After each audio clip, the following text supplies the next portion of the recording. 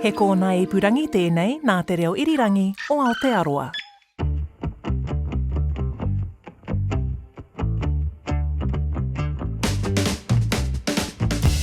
Kia ora, Pilina Lau here from Culture 101. Every Sunday after 1:30, we chat to one of our regular cast of reviewers about what's hot and what's not on the big screen. This week, Michelle Langstone is here to chat about Obsession, Backrooms and Office Romance. Kia ora, Michelle. Ahiahi Marie. Welcome Thank in. you. Okay, now on your list today, 2 out of the 3 are currently making big waves at the box office, and they're sort of the 2 films that everyone's been talking about, and I think for the fans of the existing filmmakers, not a surprise, but for those who didn't know about them, sort of feels like they came out of nowhere. Let's start with the horror movie Obsession. This is directed by Kane Parsons. It's very much a modern take on Be Careful What You Wish For, that trope. It's the horror movie of the moment. It's an infatuated young music store worker called Bear who makes an impulsive wish on a one-wish willow that Nikki, the girl he loves, will love him more than anyone else in the world. But then the wish is literally granted, and his fantasy comes true at the behest of her free will. Let's have a listen to a clip. I love you so much.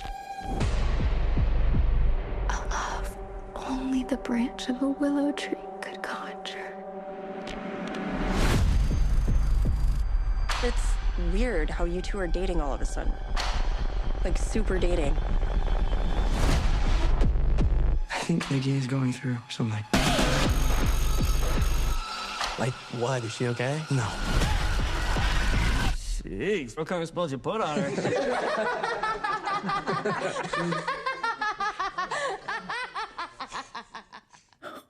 I mean, my palms have started sweating, and I should just begin this entire situation by saying I am not a horror watcher. I'm a big old scaredy pants wuss, but I really was so intrigued by the premise of both Obsession and Backrooms. I was like, got to get there, Langstone. You got to suck it up. Well done, you. Thank you. I put on my big girl pants and I went for it. And honestly, I'm so glad I did. What an enriching experience. So, Obsession, directed by Kane Parsons. He is a wonderkin from the YouTube generation. This film famously cost $1 million to make. At the time of this review, it has already grossed $300 million worldwide. So it is to say it's gone gangbusters is an under-exaggeration. It's just gone. I'm just sitting here shaking my head because it's just that it's ratio is wild. It's unbelievable. Yeah. I just read today, actually, he's just signed an 8-figure deal, I believe with Netflix. No, with the production company that made this to make another film. He's writing, he's directing, he's producing, the whole thing. Like he's off and away. And that's so exciting because Obsession is a great film. I loved it. I was very scared, but I will just give you a brief outline and then talk about what I love. So Bear, who's played by Michael Johnson, and Nikki, who's played by Inde Navarrette, they work together in a music store. She's his unrequited love, and his best mate is forever egging him on to just get on with it and ask her out. And he just can't because honestly he's a wimp, but I also think deep down he knows she's going to reject him. He knows he's in the friend zone and it's just she's not really feeling it. And so he just can't quite face up to that rejection. And so it makes the gravity of the wish that he makes and the outcome even worse because he goes into a shop to replace a necklace she has lost and ends up picking up this one-wish willow, which honestly was like bad version of Big with Tom Hanks, where he's like, I want to be big, wishing on the thing. And he's like, I want you to love me more than anyone else in the world. And you snap this willow twig and then comes true. And it comes true. And it's what's really interesting about this film and so clever about what's been done is that the turn is so extreme and then it gets worse and worse and worse what happens to Nikki. But you have these moments where you sense the old Nikki trapped inside this one with no autonomy, who's in utter hell. Like she's obsessed by an obsessed woman and at times you can see her come in and out of it and she's begging for help. And so it's just it's just horrendous and it explores the way that she clings to him and makes her life about him, which is entirely his fault. And she's got no free will, and it's super sad and kind of really depressing to watch it and watch her fall from grace. But there's such interesting commentary around the controlling nature of love and the fantasy we have about deep love and true love and that kind of buzzword of I'm obsessed with this, I'm so obsessed with that, what that actually means in real time. The true essence of the word. Of obsession, which is to the death, I must pursue this thing. And it's seeing that word explored fully is really satisfying. It's an excellent directorial debut. It's haunting, it's really tense, it's compelling, ultimately quite sad. The actors are great. There are moments of genuine humour. Like it is really, it balances some great black comedy, and it's really fast. And I really liked it. And I think the reason I really liked it is because Inde Navarrette, who plays Nikki, is extraordinary. Even I, for a little bit, watched it and thought, some of the physical changes she makes mid this kind of curse, I was like, this has been CGI. There's no... And it's just her physically doing these weird little ticks. It looks like she's being rewound. Sure, yeah. It's so... I've got the shivers all up the back of my body. Like, she's excellent. And she brings a really great tomboyish kind of tonality to the film that is really needed. Like you can kind of get a sense of her personality that has not been written. Interesting. And it's my one criticism, I would say. They're lucky that they had her to bring what she brought, because the male lens gets quite tired pretty fast and pretty gross in this. So it's like an energy that she's just balancing. Your mate at the store kind of thing. Yeah. And it's really nice that she has that. So she's not just being objectified as this like pretty thing. She's got, she's a writer. She's got dreams of writing a book. So she's got some dimensionality. And Inde Navarrette's done a great job of mining her for empathy, because the fact is that a lot of the characters are drawn quite thin. And so... Which does happen, doesn't it, sometimes in horrors? Because it's a genre piece that maybe has got to advance story, and there's a lot of story here, and obviously you're watching the tension grow and things get worse, and you're like, how much worse is it going to get? A lot worse, So it's, it's a really, I really like the way that it mythologized the idea of true love, and I also love that folklore element of snapping the piece of wood and all of that kind of stuff. It's just, It's interesting you talk about. That actors found some depth and sort of really tried to mine, for dimension, because I think it was Christoph Waltz talks about villains in films, or the villain of any film or television. Then they don't think they're the villain.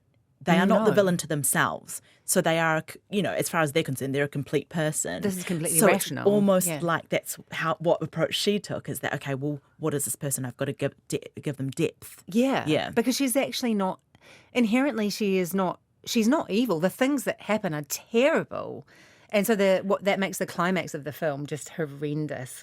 It's just so awful. This makes me want to go see it. It's really good. It's just so well made. It looks gorgeous. It's well acted. It's fun. It's a super fun film with a really great, simple idea, explored really well. And I would go and watch it again. Wow. I really want to get my husband to watch it. He's never going to. He's scared like me. But it's really, it's just so well made. It's great fun, man, and awful. What an incredible outing for Kari Barker. And I hope people negotiated bonuses and back end. I hope that back end was rich. You can only hope.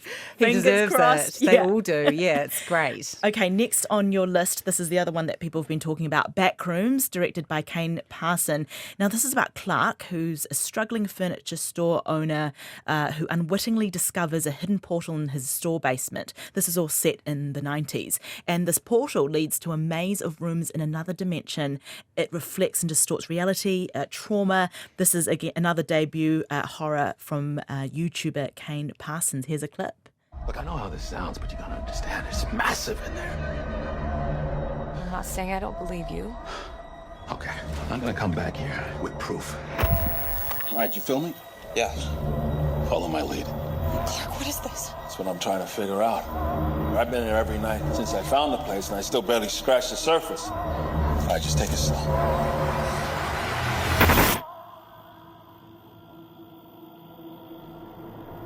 Oh my God. Pull me up! What do you see? All right, I'm just going to crack straight into this. I mean, on a number of levels, an absolute delight. This stars Chiwetel Ejiofor and Renata Reinsve, who are both Academy Award-nominated actors, which is very lucky for Kane Parsons because they are going for it. They're fully committed and they make the most of what they have in a very high concept-driven film. I would like to give thousands of roses to the set designer and the designer of the whole thing, Danny Vermette. It is the most unbelievable looking film. It's exquisite. And what I discovered in watching this, they built 30,000 square feet of back rooms across various sound stages to the point where it was so disorientating. Crew got literally lost, like couldn't get out, didn't know where to go. It was so huge that he was saying they had to be so careful on the call sheet that people knew which sound studio because they just find people hours later wandering, stuck, and they're like they couldn't get hold of anybody. That is a big question I had watching it. I saw it in the cinemas, and I thought, hang on, did they build this? Did they hire different rooms? How did this all work? All built by hand, which makes it such a beautiful achievement and so pleasing to look at. And I loved how the whole colour palette was like a urine test strip. Like if you've ever had to do urine testing, I did when I was pregnant, and you hold your little dipped thing up to see which colour your urine is. And those were the tones. It's That's a great description. Such an amazing 90s blend, and the kind of furniture shoved in. And as the film goes on, it gets more and more surreal. The furniture is sort of half dissolved into the floor, and what an interesting film. I loved the way it looked, and it was completely terrifying. I screamed in the cinema. Some other people screamed. I mean, at the point when Clark, who's played by Ejiofor, goes in but takes people in with him, which you heard in that clip, to film it.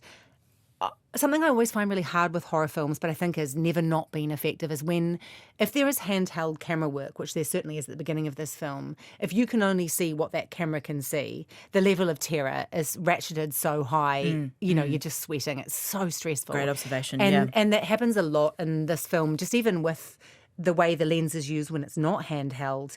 You can't see around corners, you can't see the hatch that suddenly opens in the roof, and it's like the room of requirements in Harry Potter, where suddenly you might need to get away from this terrible thing. You are the characters as the audience, right? You only see what they see, you only know what they know. Yes. Yeah. And so there's no dramatic irony for the audience. You've got no idea what's going on. And that in itself is deeply disorientating. And I love the fact that finding out afterwards, the actors didn't know where they were going and they hadn't seen the set. So they were literally lost. Yeah.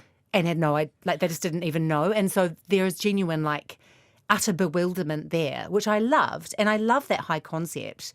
What I would say, what I loved as well was the way that as the story progressed, the layers of trauma and memory blurred and the rooms gained and lost furniture. And it was a great metaphor for memory. I love how it played with the concept of memory and experience being an inherently flawed concept because they are subjective.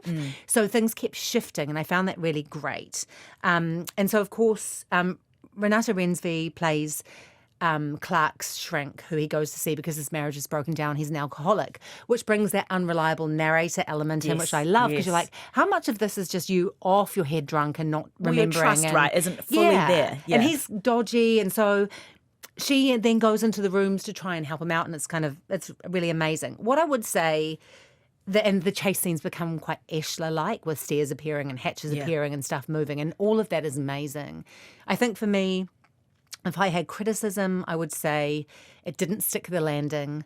The last 30 minutes of the film, on such a big premise, I was waiting for some clarity, and it just got a little bit messy and muddled for me, and quite kind of psychological in a way that banked on people going, "Ooh, I don't know, but it's still cool," and not really getting it. Yeah. And the subplot with the company and the guy that came out to sort of talk about what they discovered, it's a mess, the end, to me personally. But I had a great time in the whole experience and enjoyed it, but I just felt it was a little bit of a cop-out. You're asking people to invest that much in this whole thing. You got to sell that ending with it. You need to pay it off for people to understand exactly what they're looking at. I agree with you, and I do still think people should go to see it. I still think it's good. It's just, if not for the design, right? So that was Obession and Backrooms, both of which in cinemas. We're running out of time. Oh, sorry. No. Office Romance, J-Lo, Brett Goldstein. Can you believe she's in another rom-com playing a straight-laced, driven airline CEO?